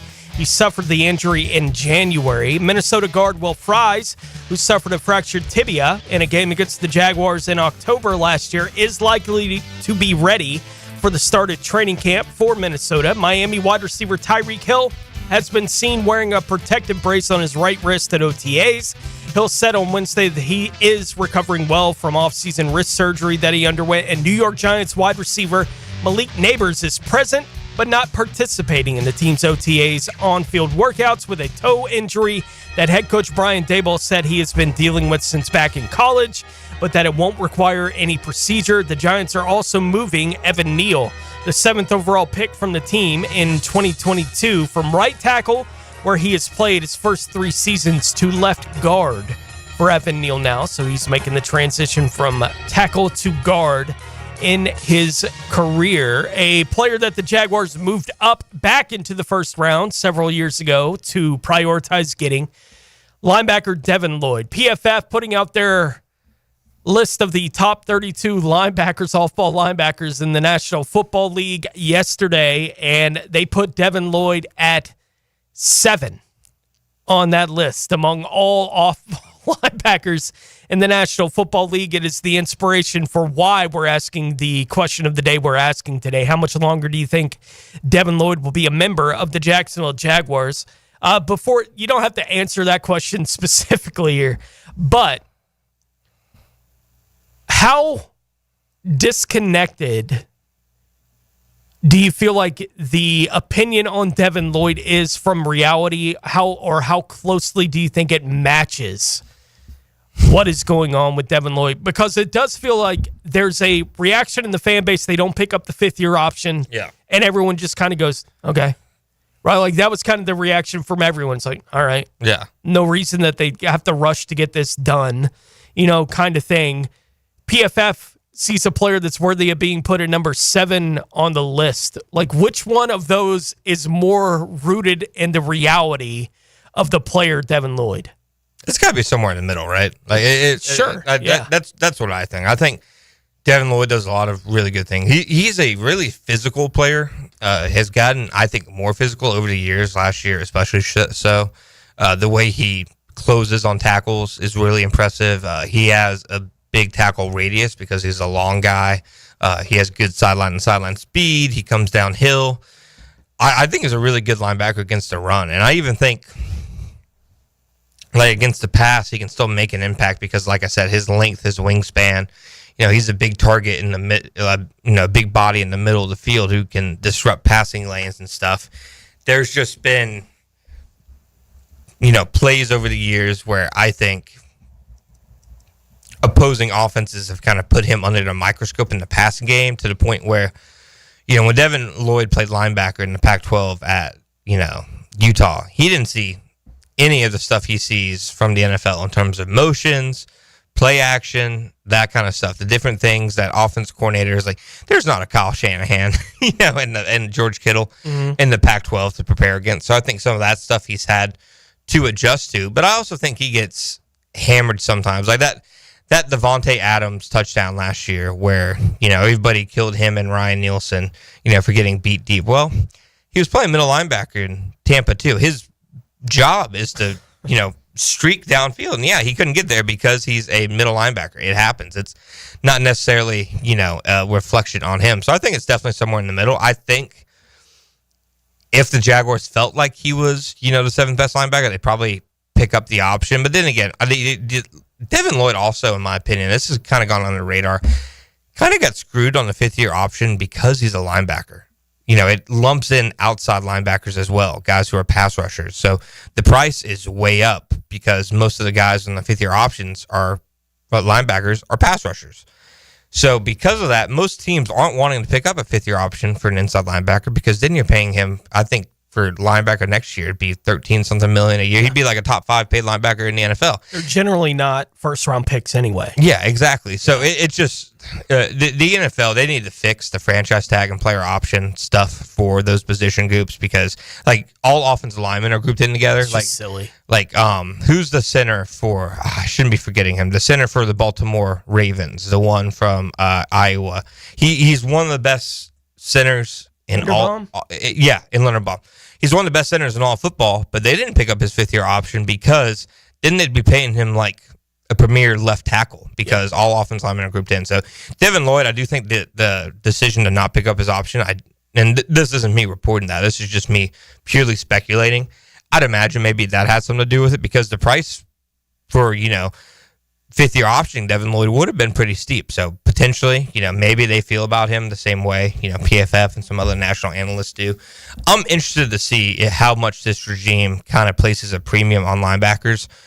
We know Trent Baalke loved linebackers. He signed Fourier twice, once to a really, big deal. Traded up back into the first for Devin Lloyd in the same offseason. He signed Fourier and then took Chad Muma in the third round in the same offseason that he signed Fourier and drafted Devin Lloyd. So we know the last regime loved linebackers, thought it was a premium position. I'm interested to see what this one feels about it because the Rams, the last several years, under Les Snead, linebacker and safety have been those two positions where they just haven't placed that much of a premium on. And I'm interested to see how James Gladstone feels about that moving forward. Yeah, and what they did to address both of those spots in the draft are interesting as well, right? Young, cheap talent. Right. They draft Caleb Bransaw, who played corner. They saw him play safety for a week at the Senior Bowl, and they said, we're going to give him a look at free safety, basically to begin the process of his NFL career. They're at least willing to spend a fourth-round pick on Jack Kaiser, right? And not picking up the fifth-year option makes it reasonable, I think, for most people to assume that he's not going to be here next year, right? I think that's where everyone's mind kind of goes. Well, if they didn't pick up the fifth-year option, it's because there's no priority to bring him back here. What do you put the odds of him being here beyond this season? It's so tough because, of what I just mentioned, I'm not sure how much this regime places an emphasis on it. I think there's a reality to where he could have a really good season and then still not return, not because they think he's a bad player or anything, just because they don't want to hand out a contract to an off-ball linebacker. So I think the chance of him returning, if I had to put a percentage on it, I'd say I'm trying to think of a number that won't make me look stupid in a couple of months. I'll go 35. I'll go 35 because I think there's still a chance that even if he plays well, they're just hey, we can draft rookies to play the position, etc. We can have young talent play it because the Rams had an undrafted free agent last year start for them at middle linebacker, and Omar Speights turned out to be fantastic. So there's just different ways to go about it, and that it's just one of those things about this regime that I don't know enough about them yet because we haven't seen it yet. I think after this offseason, we'll know. If Devin Lloyd has a breakout season and they don't retain him, we'll know how this front office feels about paying linebackers. Let's get into the guys that are going to be playing in front of Devin Lloyd a little bit here. The defensive line, we asked the question about the sack total for Josh Hines-Allen and Trayvon Walker yesterday on the show. We'll take a look at some of the poll results from that and get your thought on that as well as far as combined sack for those two guys. But what is the expectation for the front four for this Jacksonville Jaguars defense as we get set for the 2025 season? Tony Smith, John Shipley, Dylan Denmark here with you. You're listening to Jaguars Today on 1010XL. Jaguars Today. From the Renewal by Anderson Custom Windows and Doors Studios of 1010XL. This is Barry Sanders. Sanders still on his feet, and Sanders is gone. Jacksonville Sports Radio. 1010XL. Here's Linda Beaver. Mayday, mayday, mayday. Come in, Linda. Over. We've got a sea of new vehicles and they're priced so low they're rocking the boat.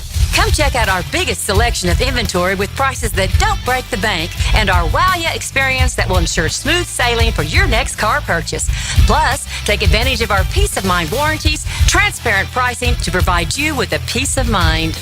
You better beat the surge and head to the all-new Beaver Toyota or Chevrolet for the car buying experience you deserve. This summer, get ready to rock like never before. The Jacksonville Rock Orchestra brings the thunder with an electrifying night of Led Zeppelin like you've never heard it. Live at the Florida Theater, June 4th.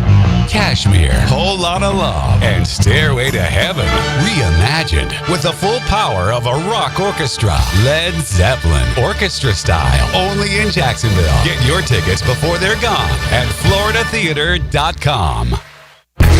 I'm with Greg from Cycles of Jacksonville. I always brag on what you guys have on-road and off-road. But, Greg, tell everybody about what's happening on the water because you got loads of opportunity. We do. We've got lots of boats in stock. We got the Honda 19-foot Fisher Runabout. We've got the Coach pontoons, all of them with that legendary Honda motor and legendary Honda reliability, which you always want when you're out on the water. You could be cruising along the Intercoastal or out on the ocean, but check it out. Facebook page ready for all of you to see, Cycles of Jacksonville, or their showroom on Atlantic near Regency. You're locked in to Jaguars Today Thursday with Cannons of Jacksonville. Join us at Miller Electric May 29th from 4 to 7 p.m. We're on the lookout for talented people from entry level to experienced electricians and foremen, security system installation and service technicians, fire alarm system service technicians, and both senior and junior VDV technicians. This is your chance to get hired on the spot. Meet the managers, indulge in delicious food, and snag some awesome giveaways. Don't miss out on this electrifying chance to power up your career. Miller Electric, May 29th, 4 to 7 p.m., 6805 South Point Parkway.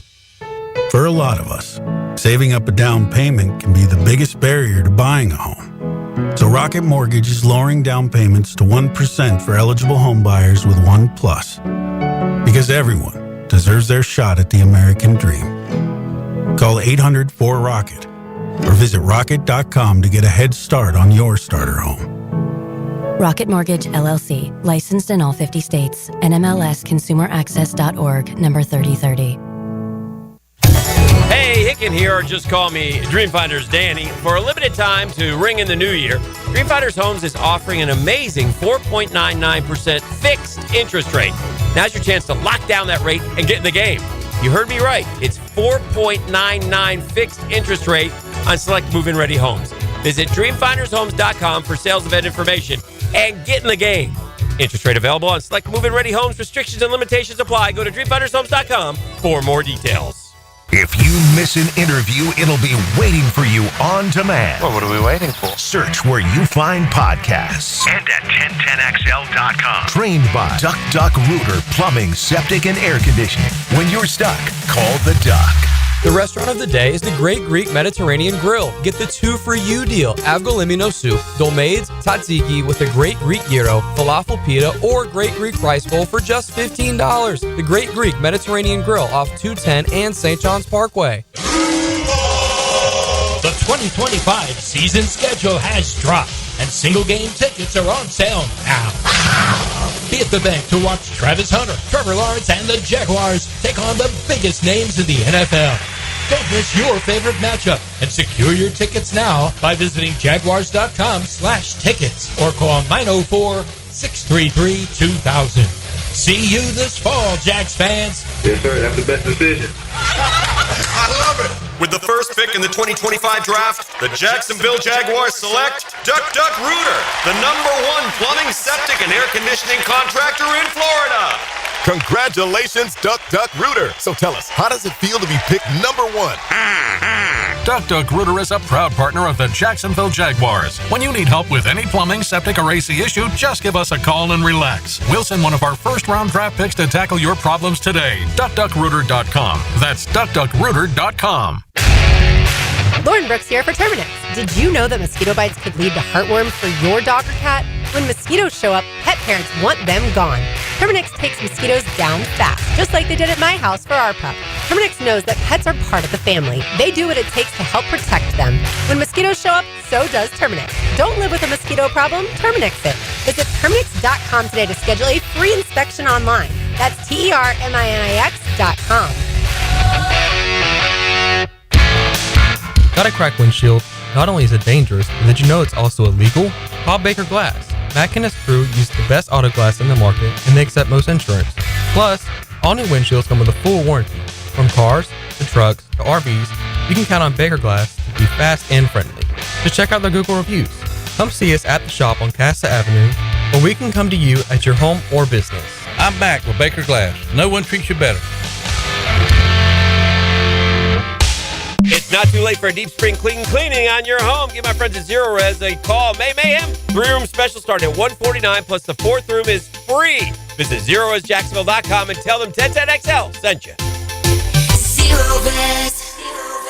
1010XL is presented by Farah and Farah, exclusive injury law firm of the Jacksonville Jaguars. Protecting you and your family. Call 396-5555. Jacksonville.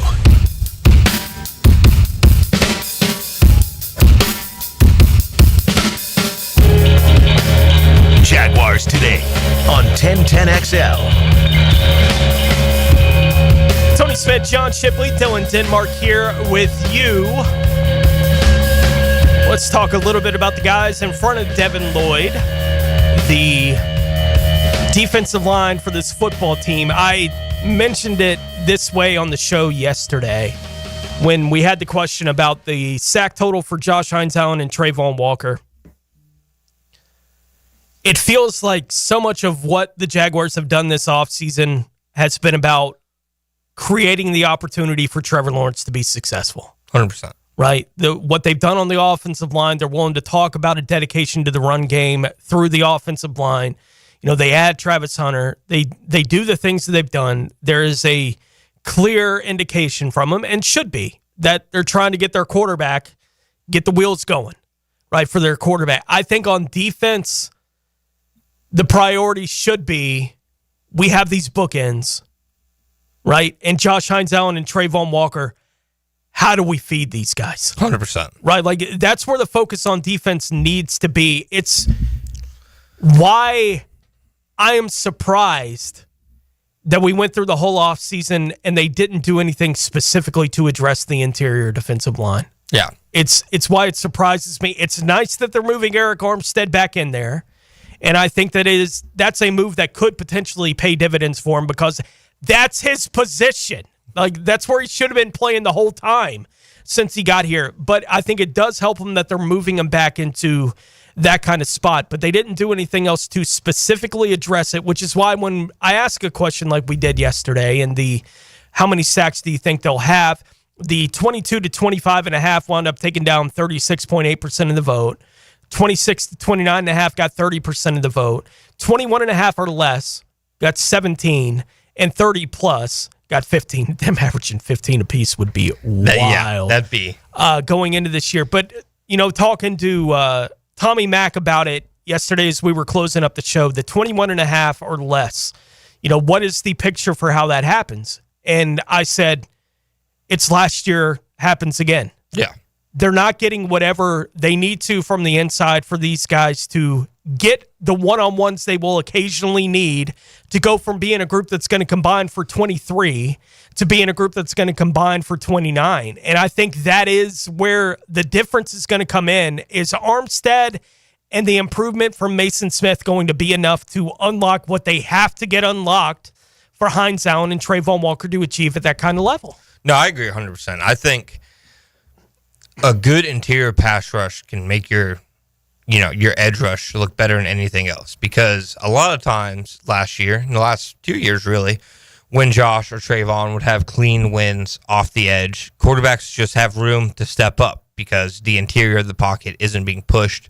It's a lot harder to avoid interior pressure. When you get that pressure right up the middle, that's why pass rushing defensive tackles are at such a premium. It's why Milton Williams just got a record-breaking contract from New England, because when you can create that pressure up the middle, it can facilitate production for players, across the rest of the defensive line. It's like, a really good offensive center in basketball. Teams are so scared of him in the paint that the outside shooters, are readily able to, get an outlet pass. Mm-hmm. I think if they can get that increased interior pass rush, not even just sacks, but in terms of just disruption and pressures, I think that can help Hines Allen and Walker reach new heights, because they just haven't really had that. I mean, Josh had it a little bit as a rookie. Calais helped create a lot of his sacks as a rookie. Like, you saw how much of an impact Calais. You had Yon on the other side still at that time, 100%. Too. Yeah. And then in 2022, the best pass rush as a team the Jaguars have had since the 2017 Jaguars, when they had a deep room of guys like Josh, like DeJuan Smoot, like Arden Key, was because Smoot and Key could win from the inside. They could create those matchups, create those pressures. They just haven't had that, in the last couple of years, especially not consistently. I think Eric Armstead moving back inside could be a big piece to fixing it, and maybe they see that as kind of like a quasi addition, even though he was already on the team, that they didn't really have him as an interior pass rusher last year because he was playing so many snaps on the defensive end position. Inexplicably, yeah. Yeah, to date, one of the oddest situations I've seen, because you can ask 5 different people with the Jaguars whose idea it was, and you'll get 5 different answers. It was like nobody wanted to cop to what was obviously a terrible plan, and everybody hated it. It was clear everybody hated it during the season, them included, and they still didn't change it. But it was odd. But Armstead, I don't have the exact numbers in front of me, but I can put it in a story, a tweet, or whatever, but Eric Armstead splits between his pressure rate and his pressure numbers when he was on the outside versus inside. Obviously much better inside, but not just that. He was still quietly one of the NFL's more efficient interior rush guys. He just rarely did it to a much smaller frequency as he did throughout his career. So I think he can still be a good interior pass rusher as long as he's being allowed to do it. Mason Smith, you're betting, obviously on upside and hoping that he takes a step.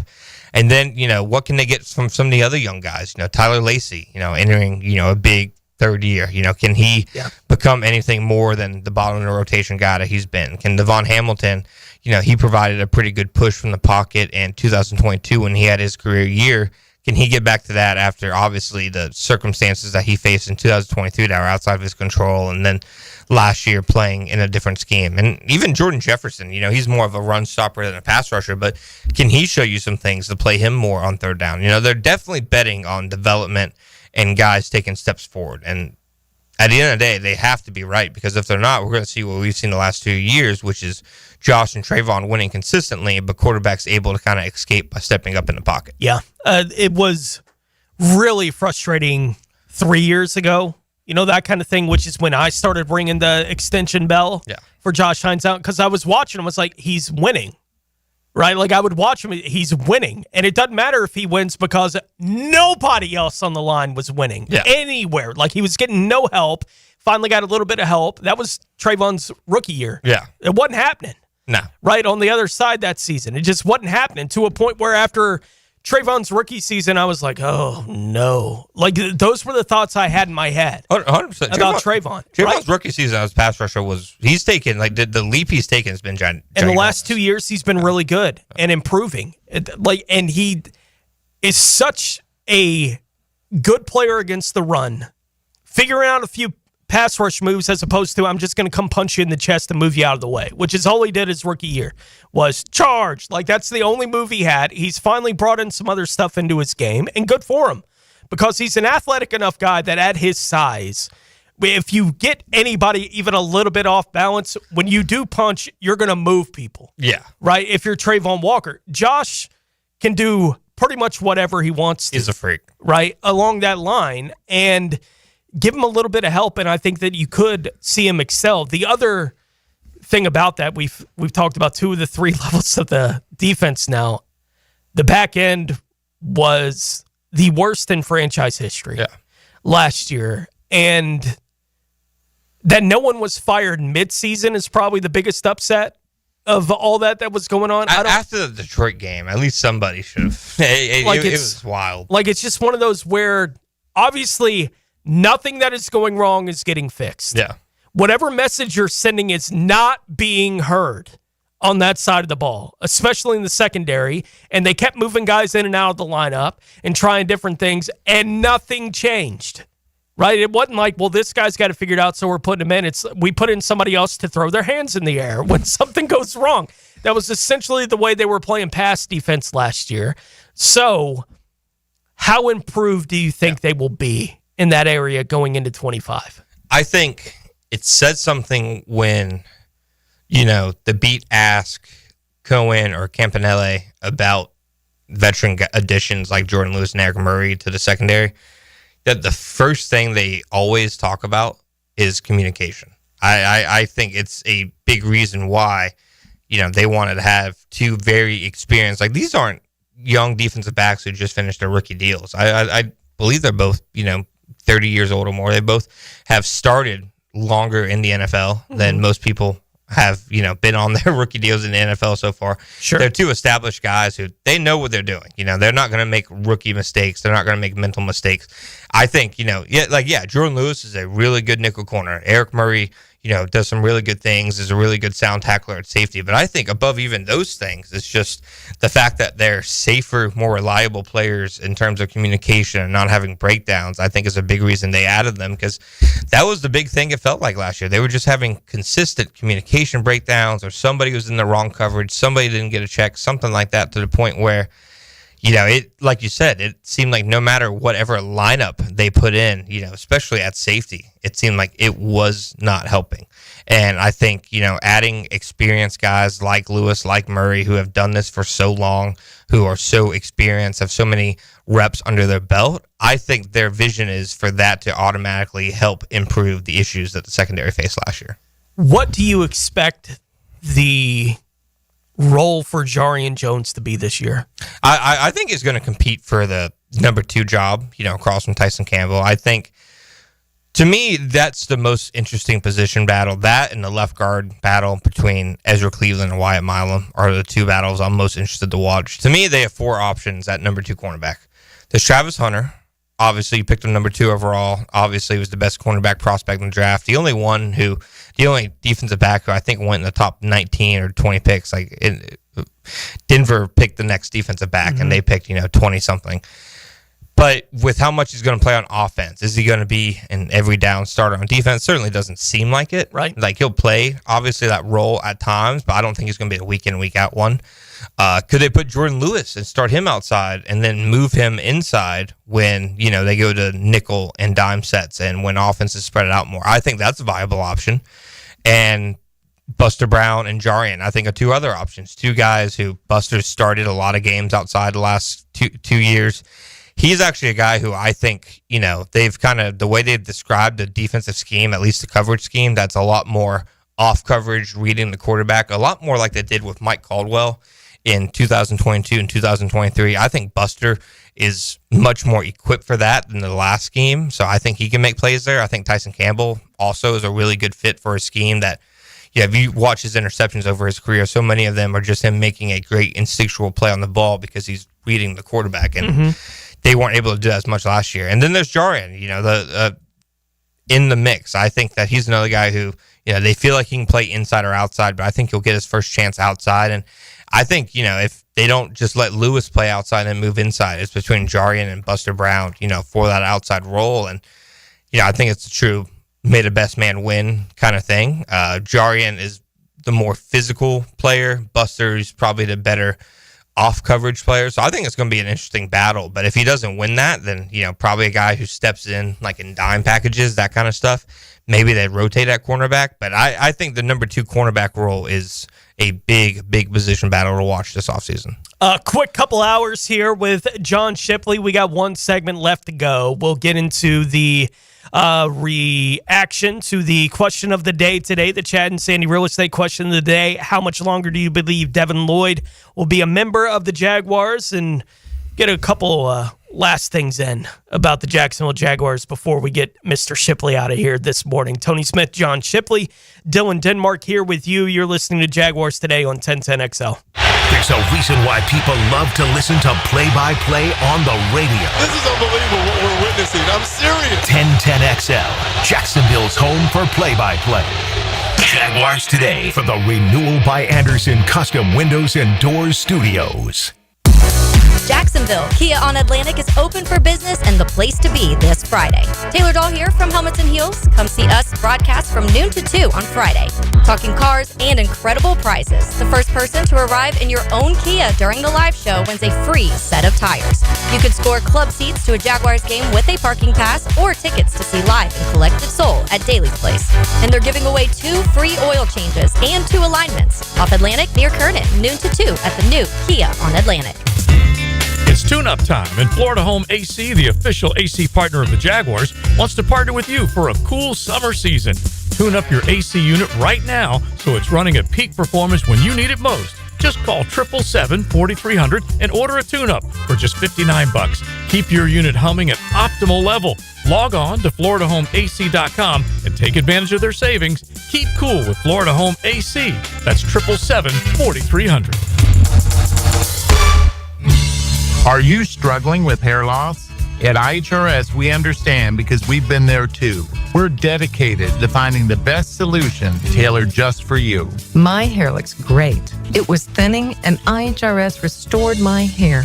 It's now fuller, it's thicker, voluminous. It's made me feel great. With the latest technology and FDA-approved laser therapy, PRP, and non-surgical hair addition, we offer guaranteed solutions for men and women. With over 35 years of experience, IHRS found a hair restoration for us, and we can find one for you. For me. For me. And me too. Visit hairforme.com or call 904-777-IHRS. Get a free microscopic analysis and get to the root of your problem. This $395 analysis is yours for free. Call 904-777-4477 now. Jaguars Today Thursday, brought to you by Cannons of Jacksonville. You'll always feel good when you send someone a Kuhn Flowers floral or plant arrangement. This is RJ with 1010XL, and no matter what the reason, Kuhn Flowers has always come through for me. Order online at KuhnFlowers.com. What is the busiest airport in the world? Southern Oak Insurance is proud to continue offering coverage statewide. Financial stability makes Southern Oak Insurance a wise choice for your homeowner's insurance needs. Log on to southernoak.com. Our family protecting yours. Southern Oak Insurance. Hartsfield Jackson Atlanta International Airport is the busiest airport in the world, serving over 100 million passengers. Southern Oak Insurance. Our family protecting yours. Just go ahead and dial it. Dial what? When you call in your opinion or hear an interesting interview from a sports insider on Jaguars Today or XL Primetime, you're getting it straight from the Checkmate Coatings phone line all day, every day on 1010XL. Hey, I'm Tony from Tony D's Pizza. People ask me all day long, is it the water that makes the difference? Well, yes and no. Even water can't make a good pizza. It's the ingredients, too. The best tomatoes, the best flour, and the best cheese. Oh, and a lot of love. Tony D's New York Pizza, Bay Meadows and 295. Maxed out on credit cards, struggling with high interest debt? You could pay it all off in days with Loan Pronto's Rapid Equity Loan. Hey, it's Prosser here. Get cash out now without touching your low-rate first mortgage. No appraisals, no waiting, no BS. The Rapid Equity Loan program at Loan Pronto is amazing. One Loan Pronto client just got $300,000 $1,000 approved in under 24 hours. They paid off debt, renovated their kitchen, and cut their monthly expenses by $1,800. That's a huge turnaround. Instant approvals, low rates, no hard credit pull up front. That's Loan Pronto. Listen, your home equity is yours. Use it. Get cash to consolidate your debt down to one easy, low monthly payment. Call Loan Pronto now for a free instant appraisal for your home and see how much cash you can get today. Loan Pronto is an A+ rated by the Better Business Bureau and have nearly 2,500 five-star Google reviews. Call now and start the conversation. Go to loanpronto.com or call 999-1508. That's loanpronto.com. Mia here for my friends at Closets by Design. It's been a few months since they built my custom closet. Even my family is obsessed. And with Father's Day right around the corner, why not surprise Dad with his own custom garage workspace? Tool storage, workbenches, the whole works. Closets by Design creates custom solutions for every space, lifestyle, and budget. That includes Dad's. Call to schedule your free in-home consultation and receive 40% off plus an additional 15% off. Visit closetsbydesign.com. Hey, Hicken here, and you know I'm going to talk about skin. Yeah, it's hot outside, folks. The oven is on. Temps are in the 90s, and it's only getting hotter. I love the summer, but my skin doesn't. I do my best with dry-fit shirts, big floppy hats, plenty of water. My secret weapon, though, the screen. Sunscreen. I use it regularly. Maybe you should as well. Look, I've also been seeing docs at Peaches Dermatology for years, and my skin thanks me for it. I'm telling you, it could save your life. Book your appointment today at peachesdermatology.com. Cannonball! Honey, someone's in our pool. Oh, refreshing. John, what are you doing? Oh, hey, Dave. Seeing as how me and the guys at Clearwater Irrigation reinstalled your sprinklers after the pool contractor ripped it out, I thought you wouldn't mind if I took a quick dip. But in a Jaguar print Speedo? Yeah, Dave. My bad. Clearwater Irrigation. We can't sing a lick, but we sure are good at sprinklers. And drainage, too. 1010XL is presented by Farah & Farah, exclusive injury law firm of the Jacksonville Jaguars. Protecting you and your family. Call 396-5555. Jacksonville. Now, the Cool Down with Donovan Air Electric and Plumbing. Keeping Jack's cool since 1987. A lot of fun talking Jaguars football here today with John Shipley.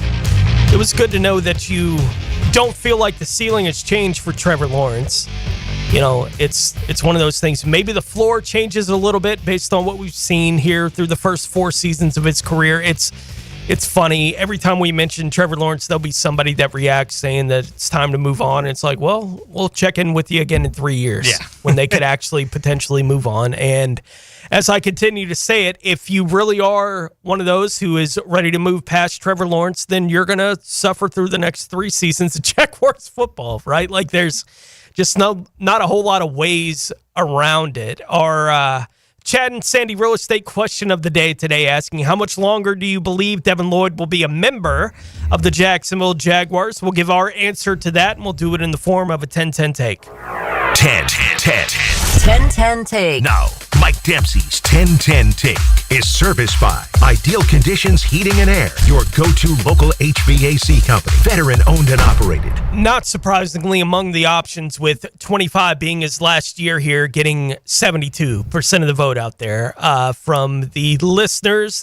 2 years here in Jacksonville, getting 19% of the vote, and 27 and beyond, getting 8.7% of the vote. I was pretty solidly in the 25 is his last year here camp anyway, but hearing you talk about the way that it feels like, you know, the new guys in charge feel about linebacker and safety specifically, makes me even more sure that 25 is Devin Lloyd's last year here in Jacksonville. Do you think his opportunities to rush the passer will expand at all in this season compared to what's happened the last couple of years? As a blitzer, probably.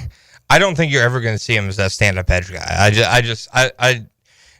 To me, that's been the biggest misconception since he was drafted, is that, you know, people made it sound like he was like a Jalen Walker type player who, he's a defensive end or he's a linebacker. No, he's a linebacker. Yeah, he had 8 sacks or something at Utah. And they did a Utah line him up at defensive end from times, but the difference between a Pac-12 left tackle and an NFL left tackle are just otherworldly. And he just doesn't have the NFL skill set to be that kind of guy. I think as a blitzer, I do think he'll get more opportunities. And I think the way, he explodes downhill and he's physical and he has that straight line speed, I think he could be effective as a blitzer. We haven't really seen it yet. We haven't really seen them blitz their inside linebackers a lot the last couple of years, but I do think you probably see that a little bit more this year.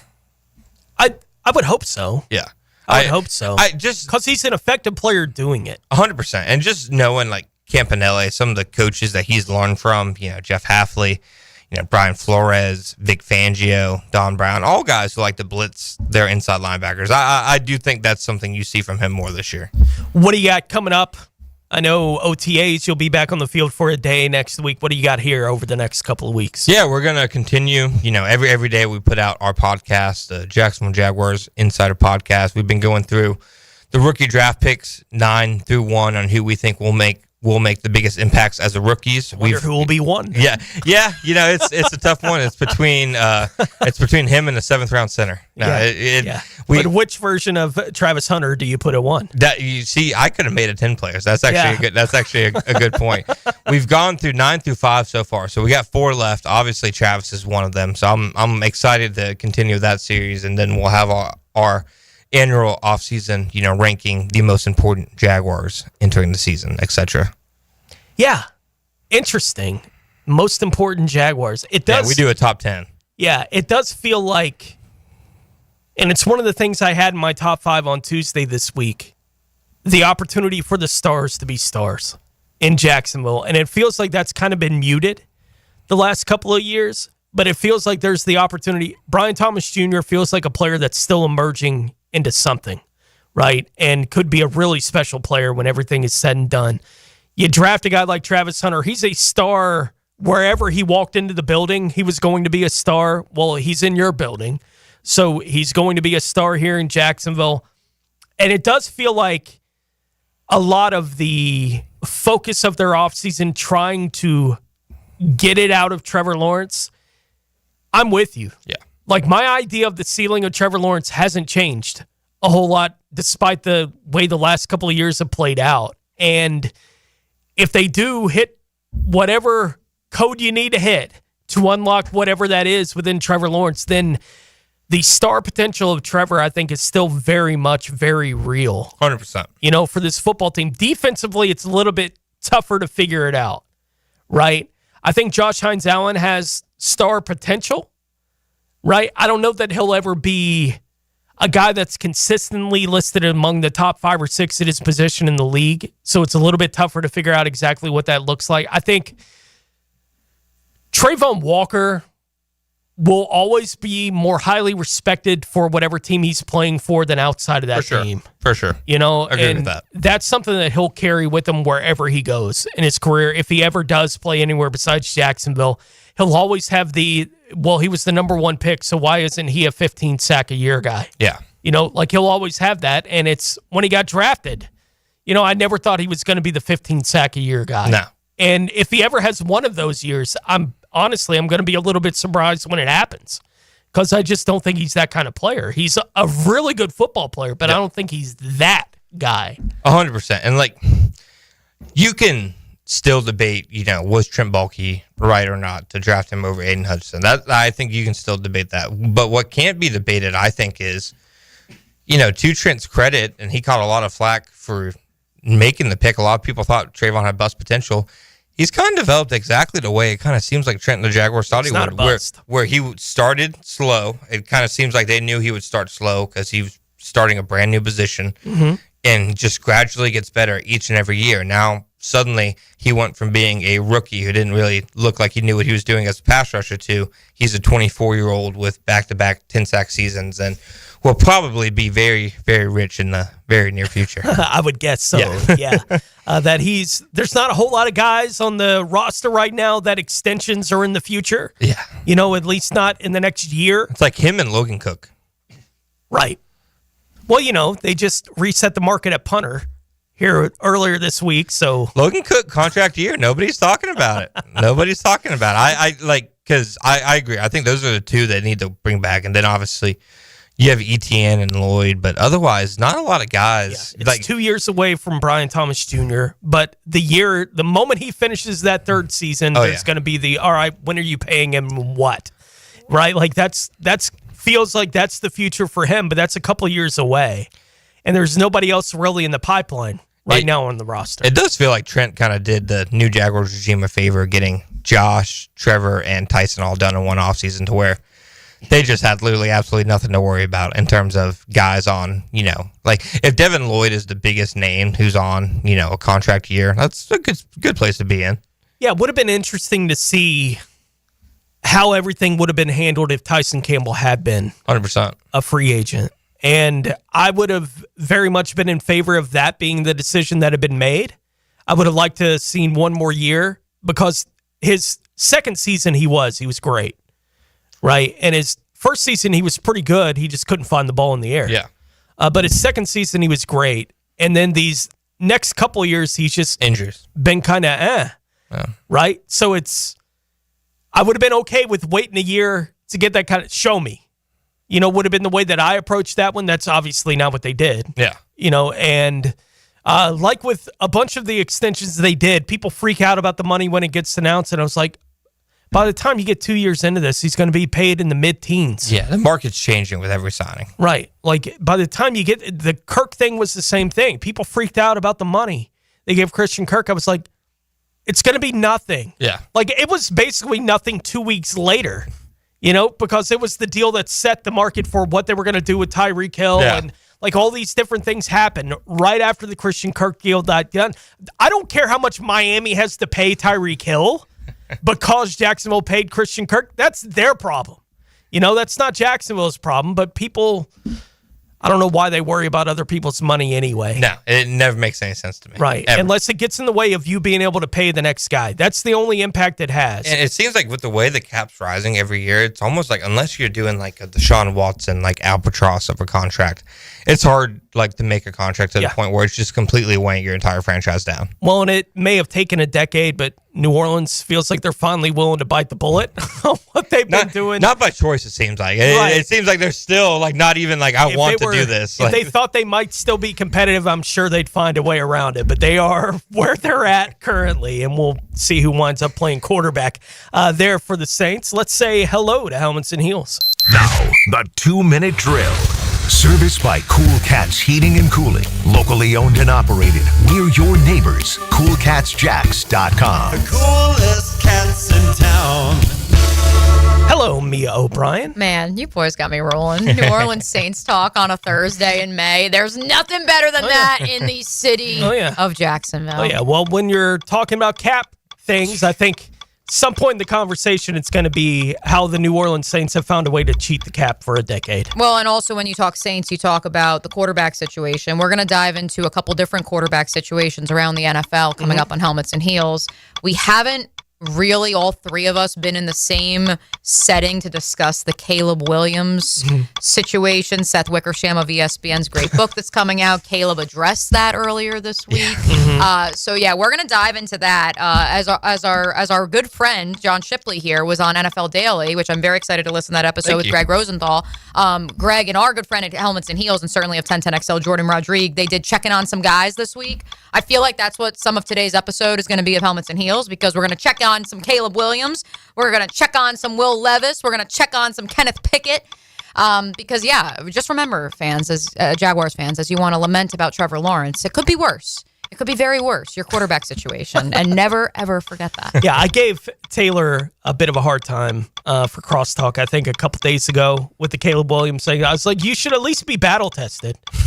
For the Caleb thing, everything, the arrows that are about to be flung, because we've seen them all flung at Trevor Lawrence since the moment he got here.